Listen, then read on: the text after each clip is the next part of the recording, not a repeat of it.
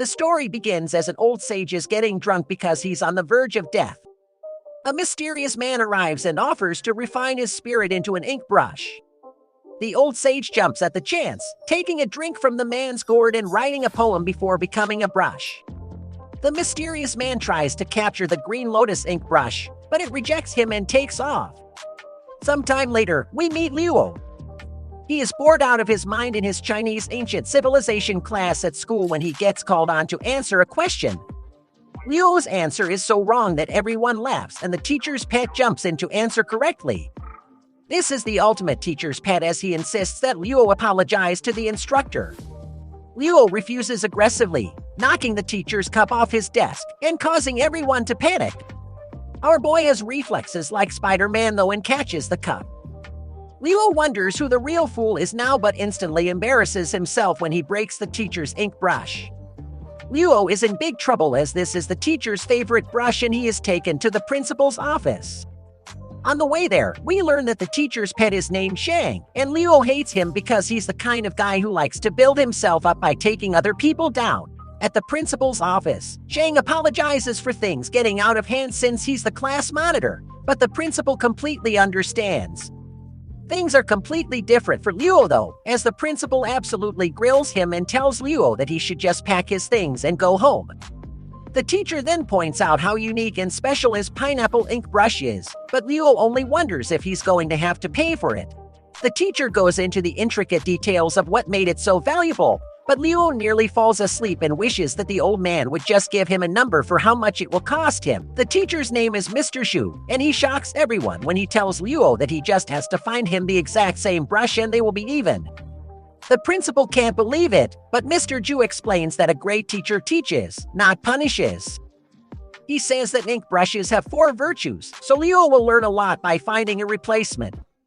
Mr. Zhu will get his brush, and Luo will learn stuff, so it's a win-win. Having to find a pen is better than getting kicked out of school, so Luo agrees to do it.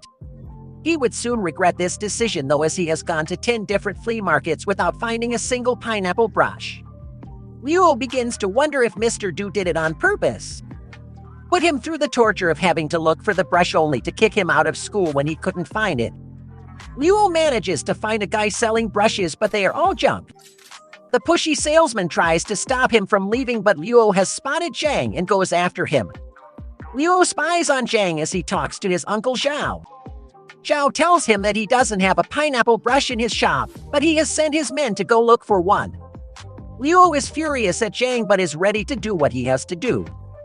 Just then, Zhao reveals that the brush has been found at a thrift shop in a different city. They decide to have lunch before they go get it, but this only buys our boy some time, and he takes off to get the brush. Luo arrives at the shop and instantly falls in love with the girl there. He tries to compliment the amazing things they sell there, but the girl's all business and explains that her grandfather owns the shop. Luo asks to see the pineapple brush and is ecstatic to see that they actually have it. She tells him not to touch it and explains that they have to wait till her grandfather puts a price on it before he can buy it. She lets Luo touch the box though, and he can't understand why it's so cold. Just then a well-dressed man named Suge arrives and asks to speak with Mr. Y. The girl is very cold to this guy, telling him to leave as he is not welcome there. This jerk snatches the brush from her hand, calls it cheap, and tosses it. Our boy shows off his Superman reflexes again and catches it. The man becomes really upset as he tells the girl that she knows what he is there for. This psycho demands that she get it and says that he has no problem hitting women. Luo stands up for the girl he just fell in love with, but this guy uses some kind of force to push them back. Huge takes what he is after and tells the girl named Rong to say hello to her grandfather for him.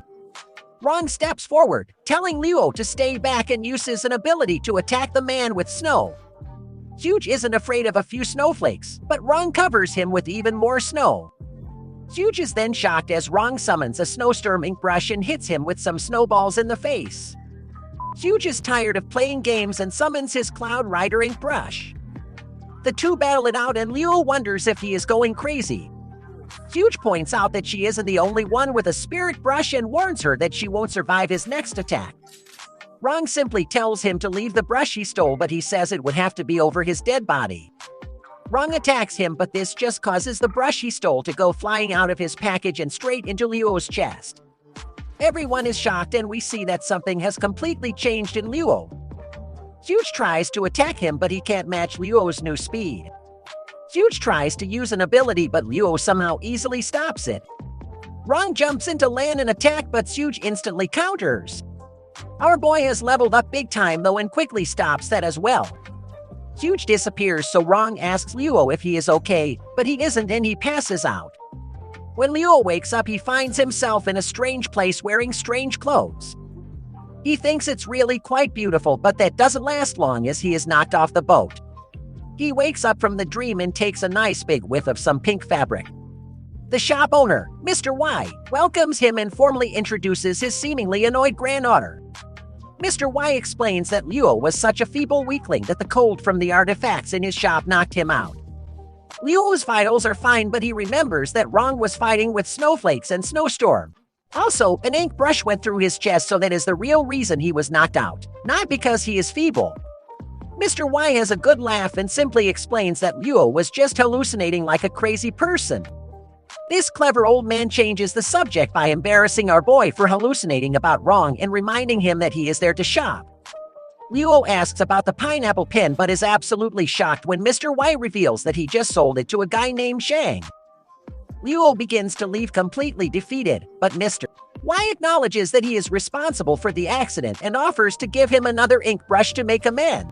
Mr. Y explains that this ink brush is far more valuable than the one he wanted, and Luo begins to wonder if he really was hallucinating.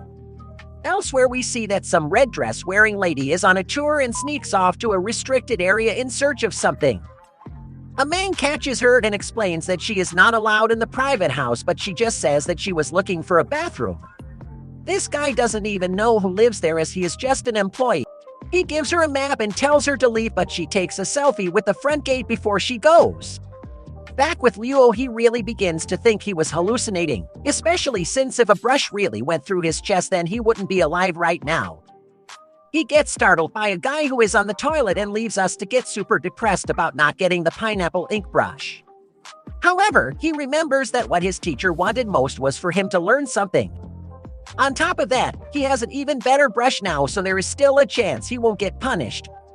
He goes to visit Mr. Ju and considers adding a sad twist to his ink brush story to get some sympathy. There, he runs into Zhang and worries that he might mess everything up. Zhang gives the pineapple pen he bought to Mr. Ju, and he is very impressed. This jerk tells Luo to take notes on how to be an exceptional student, and Zhang prepares to listen to Luo's excuse for not bringing a brush. Luo has a good laugh and reveals that he actually did bring one. You think that the brush isn't very special, but he is absolutely stunned when he notices something about the brush Luo bought. Ju excitedly gives it a try and is amazed by everything about it, so Luo has a good laugh at Zhang's expense. Zhang then states the 4 virtues of an ink brush, which are neat, sharp, plump, and durable. Luo laughs at him as these are just simple words, and he gives a more in-depth explanation of the virtue. Mr. Ju is impressed by Luo, and Luo can't even understand how he was able to know these things. Mr. Ju explains that the ink brush that Luo brought him is more than the 4 virtues. He brings up some old poems about how while some fight with swords, others can fight with a pen as sharp as a sword. Luo is somehow able to complete the poem, and he wonders if he was just hallucinating again. All in all, Mr. Ju is very happy with the pen and with how much Luo has learned.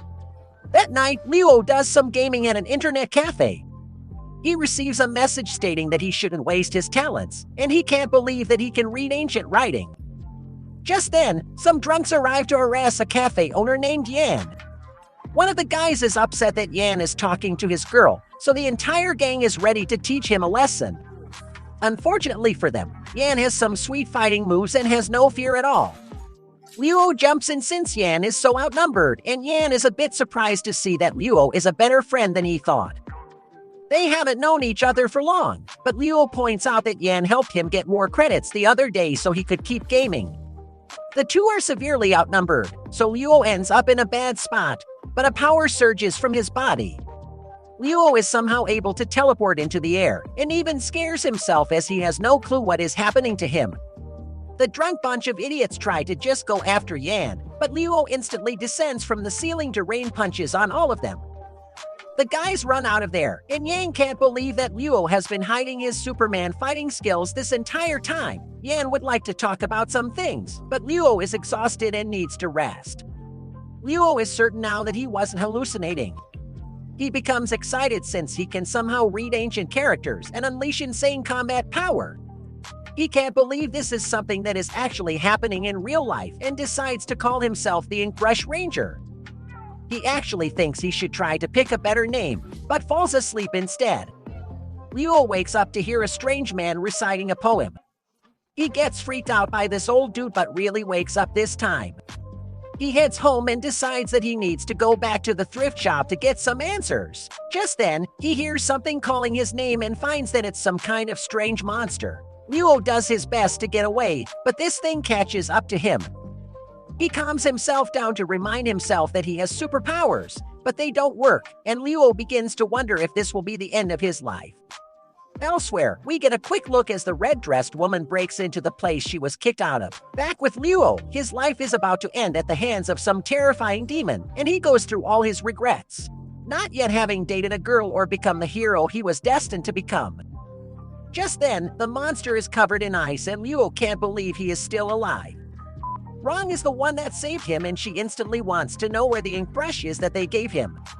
She is furious to hear that he gave it away and lets out her anger by freezing the demon. She finishes it off and Luo falls in love all over again.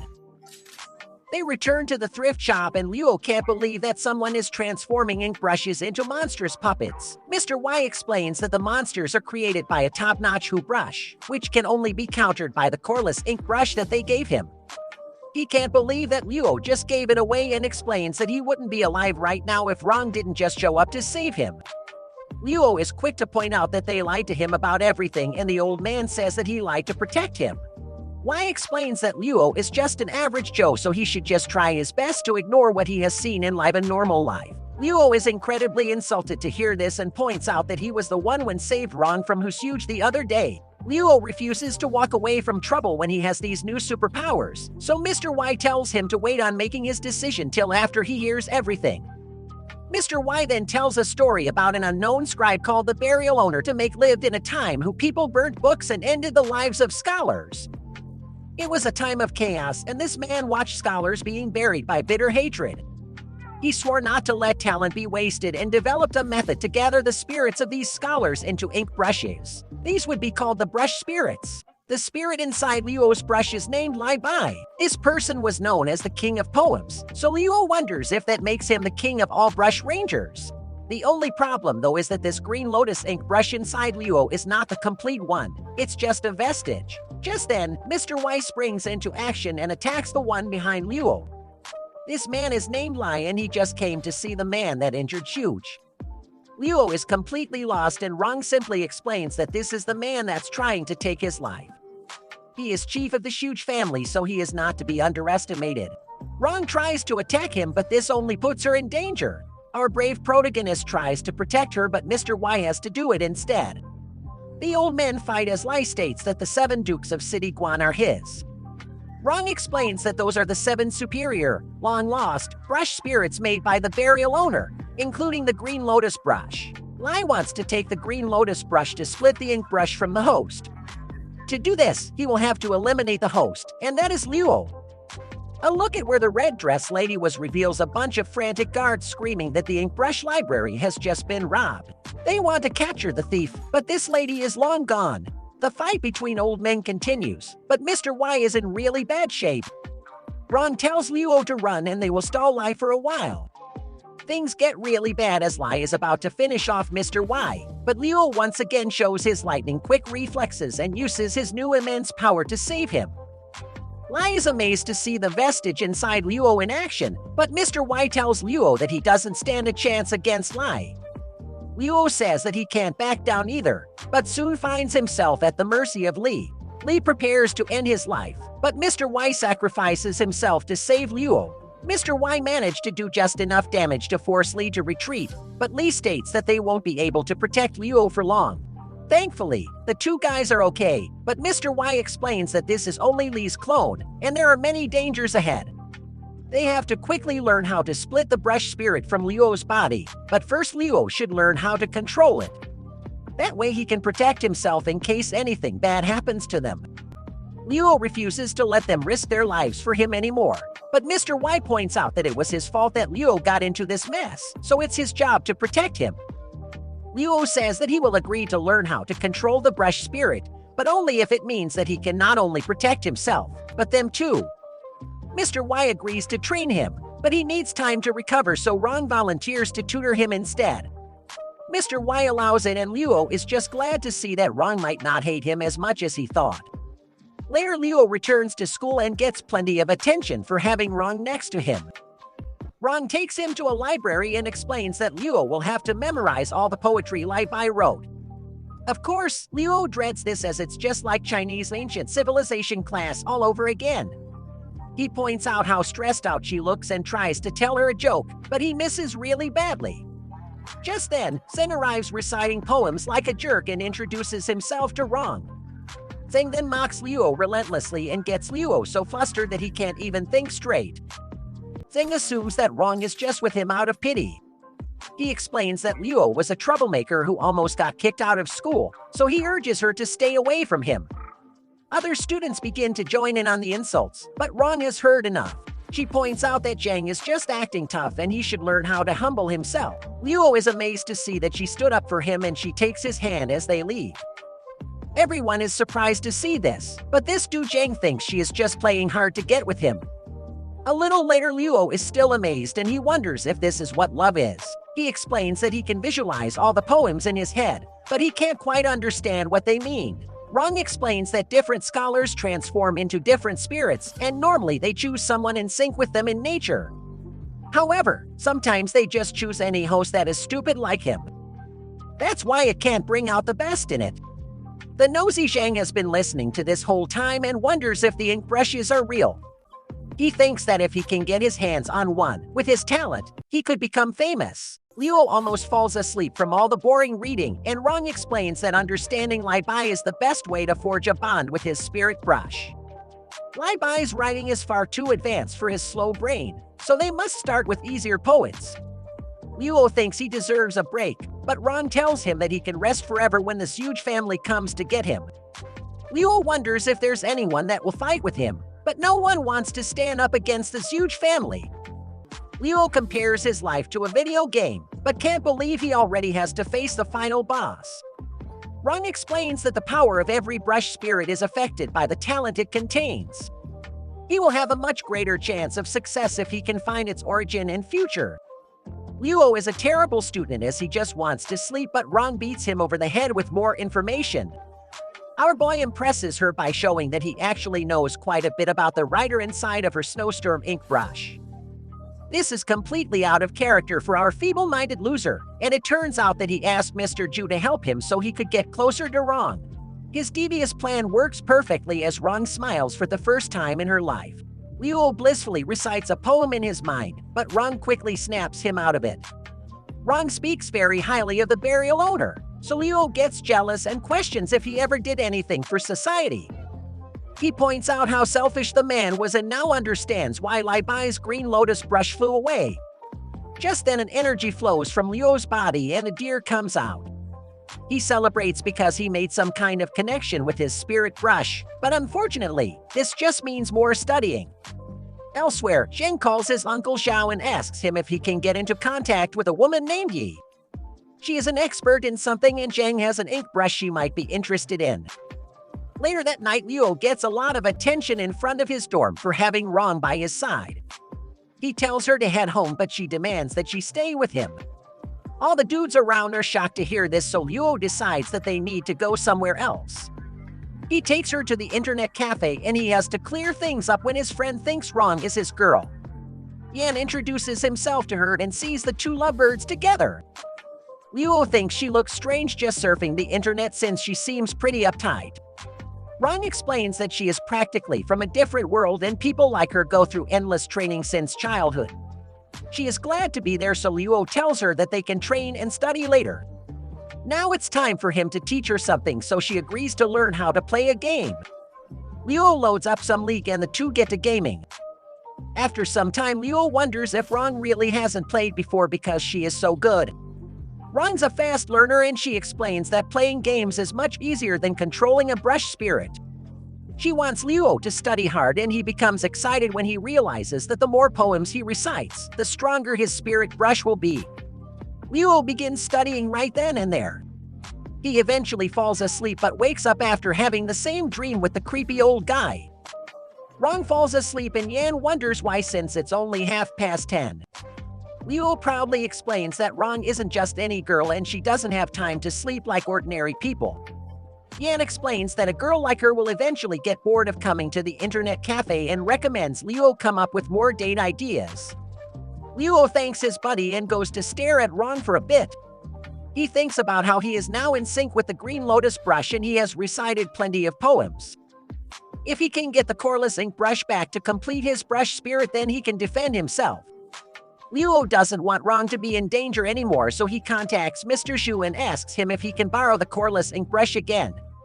Unfortunately, Mr. Xu explained that Zhang had a friend who was interested in it as well and he already borrowed it from her. Luo gets furious at his rival and runs off to look for him.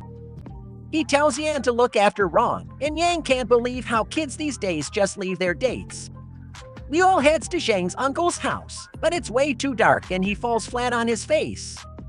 He freaks out after tripping over a lifeless body, but luckily Zhang's uncle is still breathing.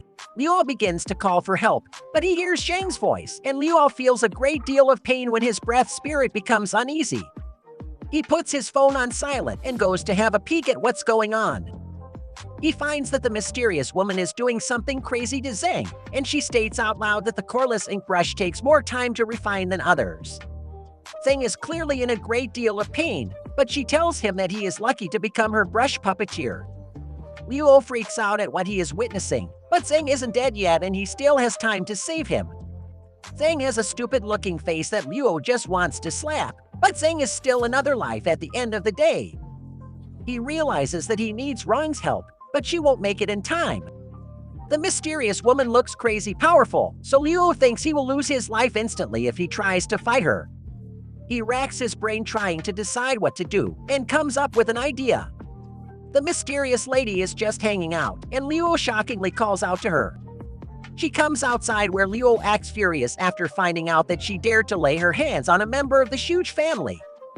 He confidently says that she has signed her own death warrant, but she tells the little boy to go home to bed. Luo makes it clear that he is not playing games and releases a burst of energy that makes her realize that he has a brush spirit. Luo explains that Mr. Li is very angry and she is in huge trouble, but she points out that Zhang was the one who brought the coreless ink brush to her. Zhang didn't know a single thing about brush spirits, but Luo didn't want to hear it. Luo's bluff surprisingly works, and this girl whose name he promises to do whatever she can for this huge family. Luo realizes that people really are afraid of this huge family, and tells her to give Zhang back. Luo promises to put in a good word for her with his master, but this just seems to give him away.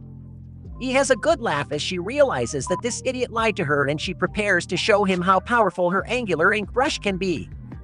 Luo tries to escape as fast as he can, but it's no use as his chains catch him. All of Luo's limbs are now numb and sore, so he can't move. She points out that Mr. Li is not the master and she will have to punish Luo for lying. Luo realizes that he underestimated this woman and she gives him a little history lesson on her brush spirit. While she does that, our boy tries summoning his power, but he fails. He reveals that her chains connect to all 5 senses, and they control nerves. Numbness, itchiness, and pain overwhelm his body, but Luo isn't ready to die. He causes even greater pain, but eventually gets bored and decides that it's time to take his life. Her final chain takes our boy by the neck and she begins choking him. Just as Luo is about to lose consciousness, he remembers the poem about taking one's own life. Luo begins reciting this poem, and insane amounts of power begin flowing from his body. He is shocked when this power flows through her chains, and she has no clue what is going on. Luo continues reciting the poem until his body bursts with energy, and he realizes that he has the green lotus brush vestige. Our boy is becoming a real nerd as the sunrise reminds him of another poem. He recites it and instantly attacks with purple fog. He tries to counter, but it's no hope against our boy's fog. Luo destroys several of her little snakes, so she gives up on that, and our little nerd keeps reciting poems. All his nerdy studying really pays off, though, as Luo is able to create a gigantic wave. He prepares another, but something goes wrong. Luckily, he already run away, but our boy's just glad that she left something, and Zhang seems to be okay.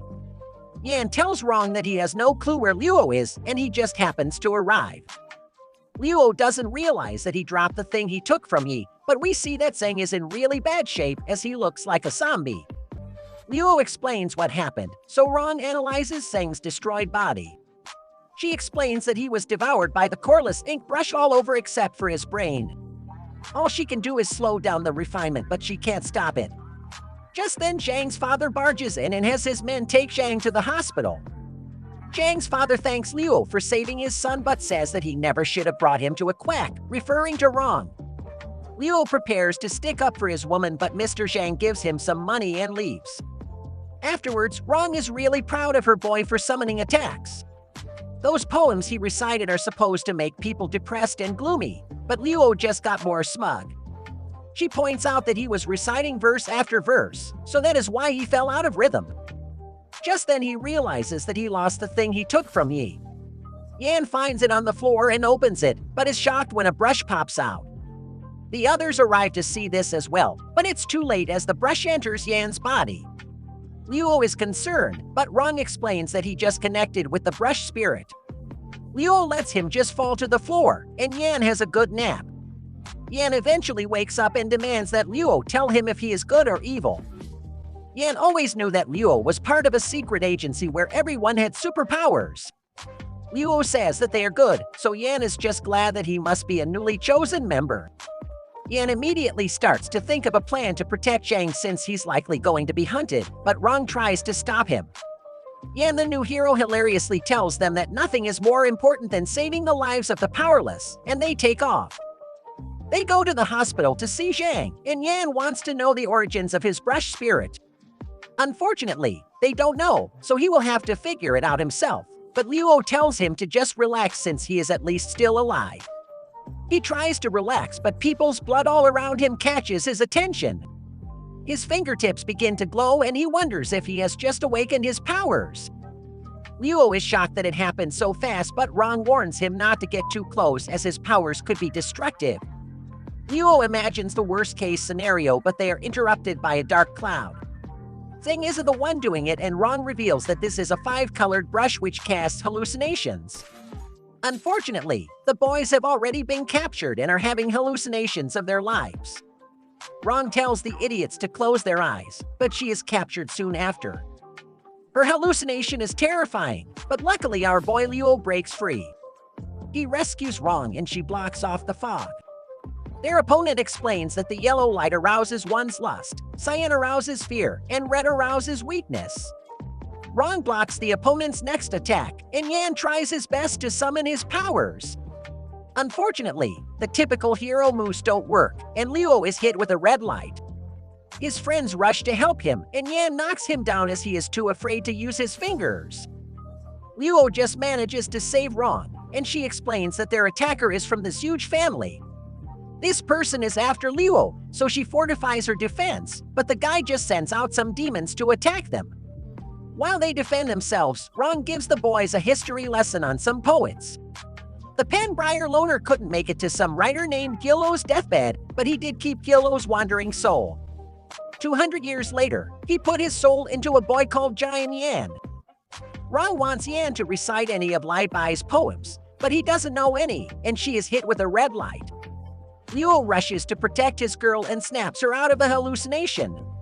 Unfortunately, he was too distracted by her, and he is shockingly pierced right through the chest by a demon. He tells Rong to escape, and the monster tosses him right into Yan.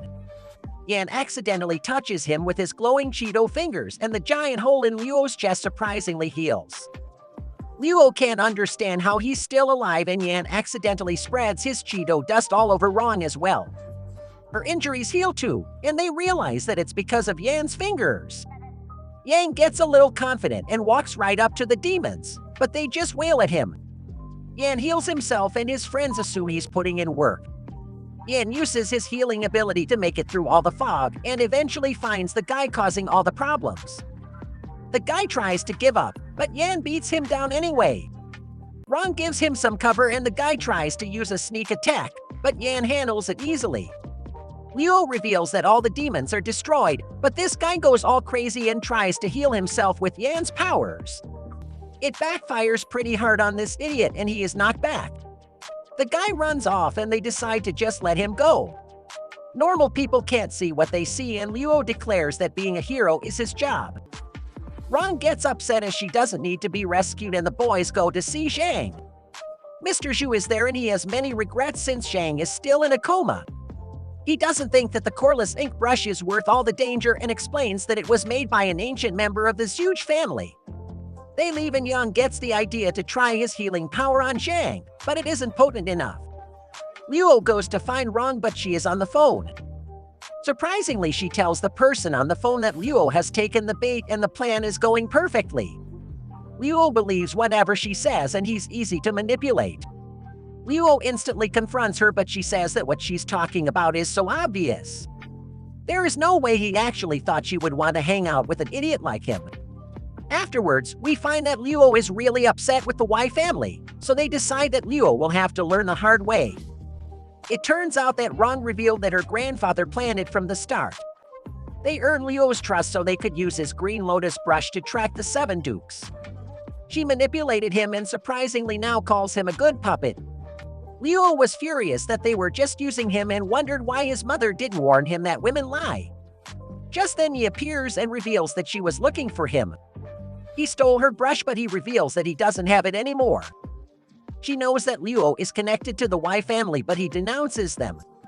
He is glad to hear that he is a lone ranger now and would like for them to team up so they can find the 7 dukes themselves.